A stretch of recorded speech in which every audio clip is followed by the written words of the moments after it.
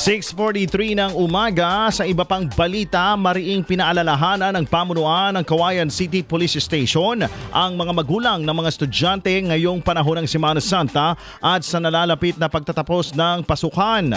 Ayon kay Police Lieutenant Colonel Avelino Canceran Jr., Hepe ng Cauayan City Police Station, nalalapit na ang pagkakaroon ng long vacation ng mga bata dahil sa paggunita ng Semana Santa at nalalapit na rin ang pagtatapos ng school year ngayong taon. Dahil dito, nananawagan ito sa mga magulang na bantayan ng maigi ang kanilang mga anak.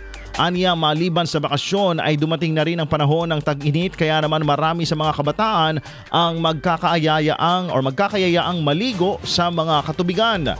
Upang matiyak ang kanilang kaligtasan, maiging bantayan ng mga magulang ang kanilang mga anak at alamin ang kanilang mga aktibidad upang matiyak ang kanilang kaligtasan. Maliban rin sa pag-iwas sa posibleng kapahamakan, maiiwas rin ang mga ito sa posibleng maling impluensya na dala ng mga maling kaibigan sa kanilang mga nakakasama.